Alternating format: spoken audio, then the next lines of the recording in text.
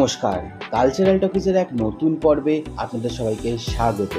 সম্প্রতি ভাটা theatre labour cultural অর্গানাইজেশনের উদ্যোগে প্রসেনিয়াম আর্ট সেন্টারে অনুষ্ঠিত হয়ে গেল বাৎসরিক নাট্য উৎসব অসীমের সন্ধানে।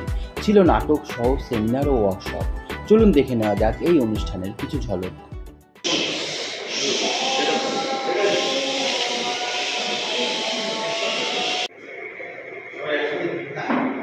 সবাই রাউন্ড করে বলে সবাই যাবে, ঠিক আছে?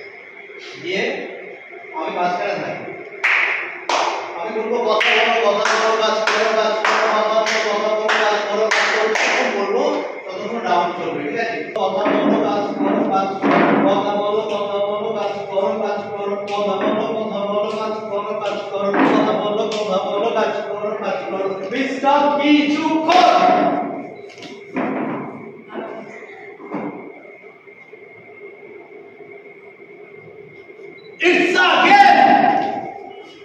অর্থাৎ তোমরা যখন এসে তাদেরকে টাচ করছো, তাদেরকে ধরছো, ঠিক আছে?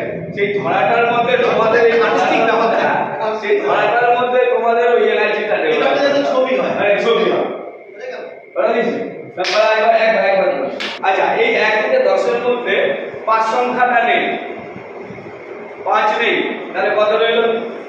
9, তাই তো? রাইট, 5 সংখ্যাটা নেই। 5 এর মধ্যে তোমরা যার কাছে 5 আসবে সে 6 কে বলবে চুপ।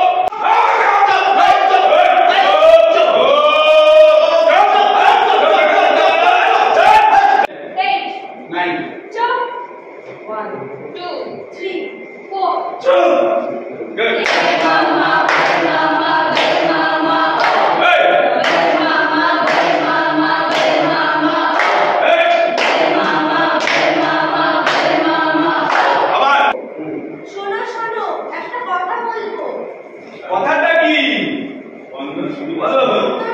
আরে শোনো, একটা কথা বলবো। যাচ্ছ কেন? আরে শোনো, একটা কথা বলবো। কথাটা কি? বন্দর শ্রমিক সংগঠনের সভাপতি।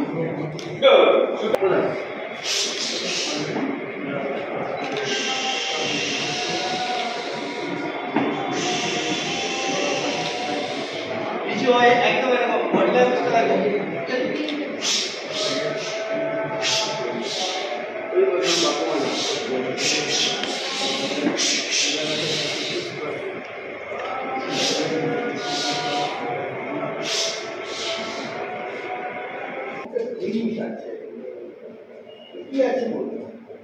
কি আছে কাজ নেই, যারা গেছে বা যারা শুনেছে সেটা থেকে সারা পৃথিবীতে আমরা মানুষাসী প্রাণী যত আছে, মানুষ ছাড়া তারা যত মাংস খায়, আর পাখি, বাঘ, শিয়াল, সব মাছ যত মাংস খায় সারা বছর, মানুষ তার 3 গুণ বেশি খায় এবং নষ্ট করে। অথচ মানুষের মধ্যে অনেকেই আছে যারা মাছ মাংস খায় না।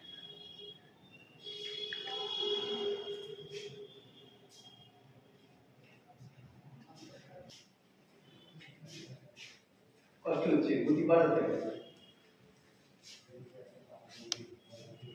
এই সিলিং থেকে সোজা এদিকে তাকিয়ে স্ট্রেট, কেমন ওটা না, আমার মশা নয়, মাছিও নয়, এক জায়গায়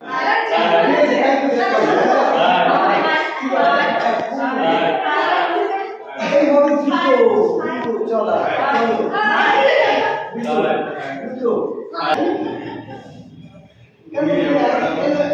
তোমরা কি গরুর পর এক জায়গায় যান, মানুষ সবাই ছড়িয়ে পড়ে বা এখানে সিরিজ চলো চলো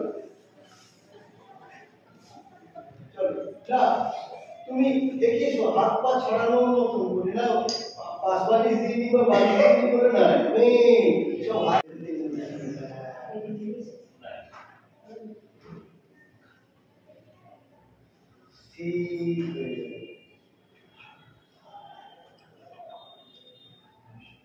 স্থির হবে। আমাদের পেট, আমাদের হাঁটু, আমাদের পা যদি কখনো একটা বিড়ালকে জলে ভিজিয়ে ছেড়ে দাও, সে যখন কোথাও কি একটা স্থির হয়ে বসবে, এমন ছিল না আষাঢ় শেষের বেলা, উদ্যানে ছিল বর্ষা পীড়িত ফুল, আনন্দ করি একটা ছবি মনের মধ্যে আসছে। আমাদের সঙ্গে একটা কুকুর ছিল, মানে ওখান থেকে সে নিচ থেকে আস্তে আস্তে আমাদের সঙ্গে গিয়েছিল, আবার আমাদের সঙ্গে খেলেছিল। ঠিক আছে, পাহাড়ে ট্রেক করার সময় বা পাহাড়ে যখন আমরা চলি তখন একটা কুকুর কিন্তু আমাদের সঙ্গে আসে। কেন বলতো? ওরা ভাবে যে এরা নতুন এসে না, বা রাস্তাটা চেনে না বা কিছু, কেউ একদম না, ওরা খাবারের জন্য। ও তাই হ্যাঁ, ওরা খাবার দিয়ে খাবারের জন্যই ফিরে আসে, ওটা ওদের স্ত্রী।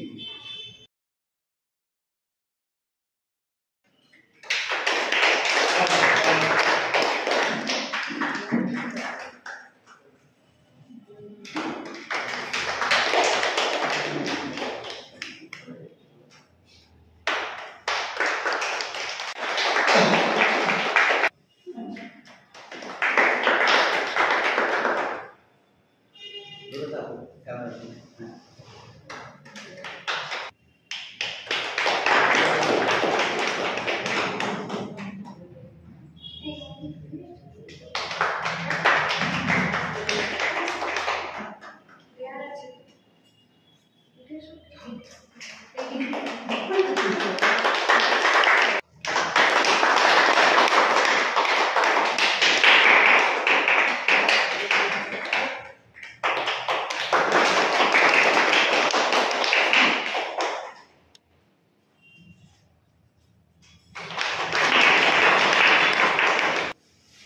আমাদের বিষয়টা ঠিক হয়েছিল যে একটা রিকোয়েস্ট ফর এমটি স্পেস,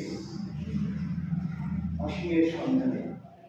এখন এটা যে যেভাবে ব্যাখ্যা করবেন বা ভাববেন, নাটক লেখার চেষ্টা করি, পরিচালনা করার, অভিনয় করার চেষ্টা করি, আর কবিতাটা লিখি আর কি। আসলে আমি কবিতাটাই লিখতাম। কবিতাটা মানে কবিতা হচ্ছে সেই খোঁজ কিসের সন্ধান করছি আমি, কি পাচ্ছি আমি, খুব সামান্য কোনোরকমে দিক যাবো।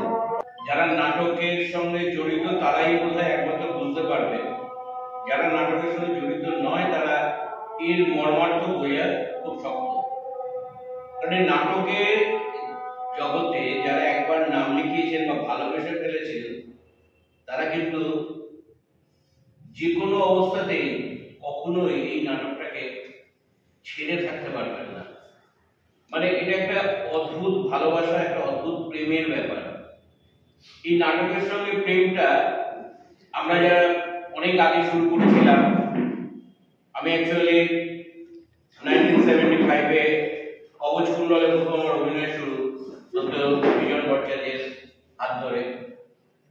তখন আমরা যেভাবে লালিত পালিত হয়েছি আজকে অনেক অনেক অনেক পাল্টে গেছে। তখন আমরা চটথাপ্পড় খেয়েছি, আনমোলা খেয়েছি, গালাগাল খেয়েছি, কিন্তু কখনোই মনে হয়নি যে নাটকটা ছেড়েই চলে যাব। বরঞ্চ আরো একাত্ম হয়েছি নাটকের সঙ্গে, এবং জীবনের যত দুঃখ, জীবনের যত না পাওয়া, সবটাই আমরা পূরণ করেছি ওই রিহার্সাল, বন্ধু বান্ধবের সঙ্গে মেশা, বিভিন্ন নাটকের জগতের লোকের সঙ্গে থেকে নাটকের চর্চা করে, পরবর্তীকালে নাটক নিয়ে একটু ওই একাডেমিক পড়াশোনাও করেছি। কিন্তু আমাদের দেশে একটা অদ্ভুত ব্যাপার আছে, এই নাটক নাকি শেখার প্রয়োজন পড়ে না। বাংলাদেশ থেকে কিন্তু নাটকগুলো দেখে আমরা অনেক কিছু জানতে পারি, শিখতে পারি। আর আমাদের এখানে একটা চালু কথাই হয়ে গেছে যে তোর কিছু করার নেই, তোকে ওই নাটকের দলে ভর্তি করে দেবো। এবং অনেক শিক্ষিত লোক এখন বলে নাটক কাটো। মানে এই যে জায়গাটা, এটা থেকে এখন আমরা কিন্তু বেরিয়ে আসতে পারি। বাংলা থিয়েটারের শুরুটা হয়েছিল একটা বিদেশি সংগীতজ্ঞ, তার হাত ধরে তিনি হয়ে কোন ধরনের থিয়েটারটা করলেন? Proscenium theatre. হাজার বছরের বাংলা নাটকের ঐতিহ্য আমরা যদি বুঝতে যাই, তাহলে আমাদের এখানে অনেক নাট্য আঙ্গিক বা নাট্য ফর্মের আমরা পাই। সেই আঙ্গিকগুলো আমাদের লোকায়ত, আমাদের প্রান্তিক মানুষের সাথে সম্পৃক্ত, বৃহত্তর জনগোষ্ঠীর সাথে সম্পৃক্ত ছিল সাঙ্গীতিক, আমাদের যাত্রা, আমাদের কথকথা, পালা গান এবং হাজারো এলিমেন্টস, সেইগুলো প্রান্তিক মানুষের। আর লেভেলের যে থিয়েটারটা শুরু করলেন সেটি হচ্ছে তৎকালীন ভারতবর্ষে শিক্ষিত নবজাগরিত যে সমাজটি মধ্যবিত্ত থেকে উচ্চবিত্তে পরিণত হওয়ার, শ্রেণীচ্যুত হওয়ার যে একটা দৌড়ঝাঁপ চলছে সেই সমাজের জন্য একটা থিয়েটার।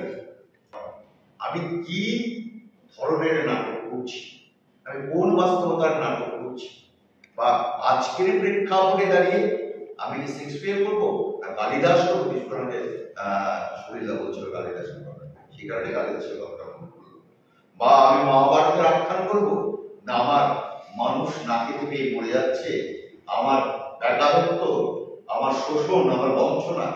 সুতরাং আমার ইম্পর্টেন্ট হচ্ছে text, form is less important because আমার কাছে যদি এই কাপড়টি থাকে, এই কাপড়টি দিয়ে কি আমি গামছা বানাবো, না এটা দিয়ে আমি ফটোয়া বানাবো, না এটা দিয়ে আমি টি শার্ট বানাবো। সুতরাং টেক্সট ইজ ভেরি ইম্পর্টেন্ট এই নাট্যের রশ্মির যাত্রার জন্য। সেই টেক্সটটা ভারতবর্ষে মানে বাংলা থিয়েটারে গণনাট্য অন্যভাবে, নবান্নতি অন্যভাবে শুরু করল, মানুষের কাছে চলে গেল, প্রসেনিয়াম বেগে মানুষকে উজ্জীবিত করল। এই উজ্জীবিত শক্তির ভেতর দিয়ে গণনাট্য থেকে আমরা অনেকেই বেরিয়েছি। কেন বেরিয়েছি সেটা আমার আজকের বিষয় নয়। আমরা গ্রুপ থিয়েটার চর্চা শুরু করলাম। সেই গ্রুপ থিয়েটার চর্চা মধ্যে দর্শনের ঢুকে গেলাম কোথায়, আবার সে proscenium, academy of fine arts, Rabindra Sadan, এরকম হলগুলোতে ঢুকে গিয়ে আমার যে উদার আড়িত মানুষ, সে মানুষ কিন্তু সেখানে প্রবেশ করতে পারছে না। কেন পারছে না? ওখানে একটি গেট আছে, টিকিট কাটার বাক্স আছে, তাকে মানে কি আমি খণ্ডিত করে দিলাম, অসীমের পানে যাওয়ার যে যাত্রা, সেই যাত্রাটাকে রুদ্ধ করে দিলাম। ভালো একটা আলোচনা হলো, এখানকার নাট্যকর্মীদের সাথে একটা মত বিনিময় করা শুরু হলো, সলিলদা আছেন, তখন অন্যদের সাথে পরিচয় হলো, একটা নতুন ভাবনার জায়গা খুঁজে পেলাম। College friend? হ্যাঁ, তা তো বুঝলাম। তা কোথায় থাকে ছেলেটা? তোমার গাদা ছেলে বন্ধু? এই নর্থের দিকে কোথাও থাকে। হাই মামুনি, তুমি একটা কথা না মোটেও ঠিক জানো না। তুমি বললে না আমার গাদা ছেলে বন্ধু, আসলে আমার কোনো মেয়ে বন্ধুই নেই। আমার না ছোট থেকে লিভার প্রবলেম, চা খাই, এটা অনিমেষ চা। হ্যাঁ, সরি। আচ্ছা, আপনি স্কুল টিচার? না, মানে ওই একটা সরকারি কলেজে পড়াই। আচ্ছা, সরকারি কলেজ। আচ্ছা শুনুন না, আমরা কিন্তু মিষ্টি আর জল দিই। মিষ্টি? এই না, মিষ্টি একদম না, আসলে সুগার হয়ে যেতে পারে। উঠো গো ভারত লক্ষ্মী, উঠো আদি জগৎ জনপূজা। আমার মনে হচ্ছে আমি ভুল বাড়িতে চলেছি। আপনি যে অনিমেষকে খুঁজছেন, আমি সে অনিমেষ নই। হ্যাঁ, কৃষ্ণ। তোমার কলজের কোণে রান্না হলো আন্ধার জেলখানা, আমরা তোমায় ভুলি নাই শহীদ, আমরা ভুলবো না।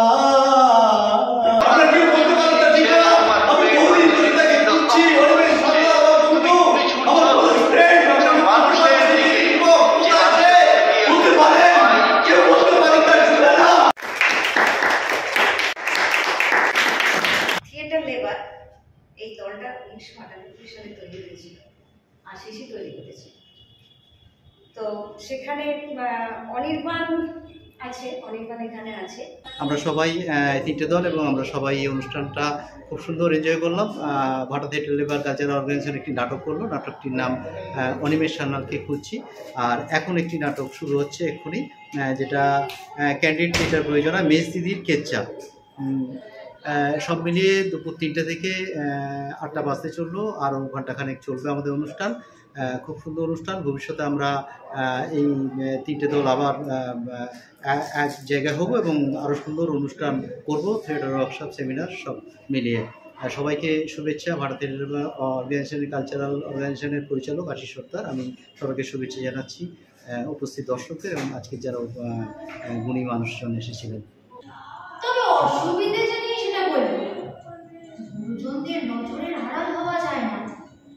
বৌমা বলে হাঁক পারবার মতো কেউ না কেউ আছে। আমি যখন বিয়ে হয়ে পাড়ায় এলাম সে অনেকদিন আগের কথা।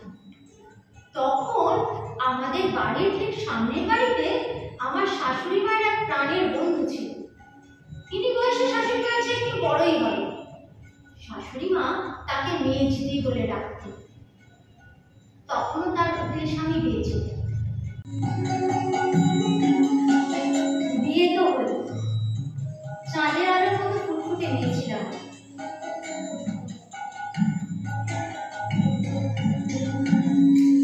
বউটা মন্দ হয়নি, অবশ্য আমিও বলবো বুড়ো শিব ঠাকুরটি আমার জুটেছে বেশ। নন্দী আর ইনি, বউ আর মক্কেল, এই নিয়েই কাটিয়ে দিল সারাটা জীবন। 14 বছরের একটা স্কুলে পড়া মেয়ে আমি, এবেলা পড়ে ফেলি। বৌমা আর কি বলবে, পড়ে ফেলি ছাড়া। এদিকে জামাইবাবু ভীষণ অসুস্থ হয়ে পড়লেন। বাড়ি ভর্তি লোকজন, ডাক্তার, আয়া, নার্স, ছেলেমেয়েরা সবাই এসে পড়েছে। পাড়াপড়শি ছোটাছুটি করছে। মিস্ত্রির দম ফেলার সময় নেই, প্রচন্ড টেনশন।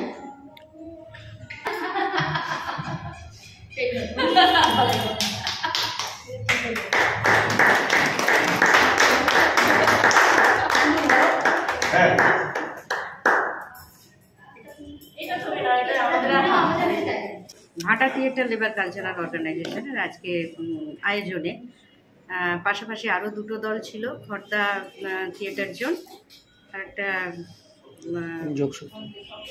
কলকাতা যোগসূত্র। তো আমরা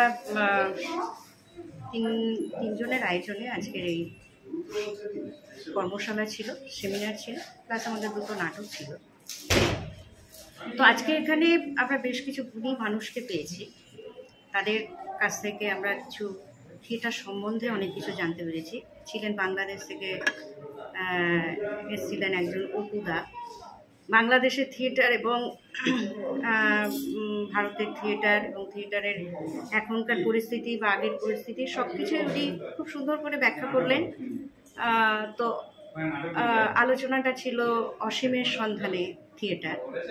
তো আমরা চারজন সলিলদা ছিলেন, সবার কাছ থেকে আলোচনা এত সুন্দর এবং এত গভীর আলোচনায় আজকে চলে গিয়েছিল। দর্শক ভীষণ অভিভূত, ভীষণ জমে উঠেছিল আলোচনা।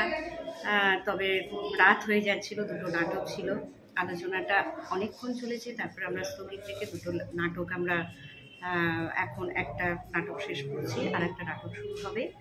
দর্শকরা নাটক দেখেছেন এবং পুরো অনুষ্ঠানটা সম্পর্কে দর্শকের অভিমত ভীষণ ভালো, আরও ভালো হোক এটা আমি চাই।